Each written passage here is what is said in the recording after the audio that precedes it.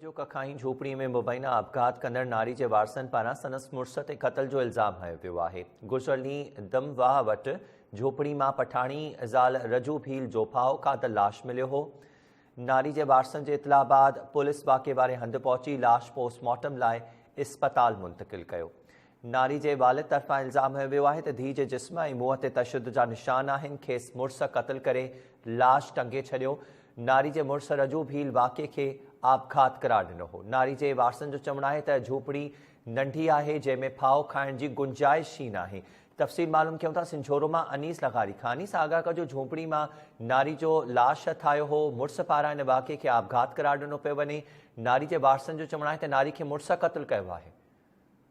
जी अमीर, सिंझोरे वेझो यूसी 3 जमड़ाऊ में दिमवाह ते वेठल एक शादीशुदा औरत पठाणी भील ज़ाल राजू भील जो लाश हटायो आहे, जंहिं बाबति औरत जे मुड़ुस जो चवणु आहे त हुन घरू अणबण सां आपघात कयो आहे। जॾहिं त उन हवाले सां फोत थियल औरत पठाणी जे वालिद अतने भील मीडिया सां ॻाल्हाईंदे चयो आहे त मुंहिंजी न्याणी खे संदसि मुड़ुस तशद्दुद करे क़त्ल कयो आहे। संदसि मुंहुं ऐं जिस्म ते तशद्दुद जा निशान आहिनि।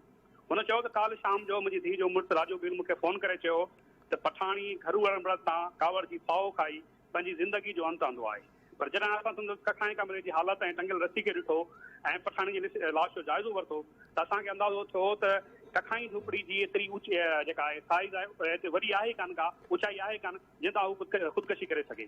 ऐं जॾहिं असां संदसि जिस्म जो मुआइनो कयोसीं त उन ते तशद्दुद जा निशान ॾिसी असांखे 100% यकीन थी वियो आहे त संदसि मुड़ुस राजू भील खे तशद्दुद करे मारियो आहे। जॾहिं त उन हवाले सां असां सिंझोरो पुलिस खे बि इतलाह कयोसीं। ॿिए तरफ़ सिंझोरो पुलिस लाश खे पोस्टमार्टम लाइ तालका सिविल अस्पताल सिंझोरो मुंतक़िल करे छॾियो आहे। अनीस लगारी, महिरबानी तफ़सील ॾियण जे लाइ।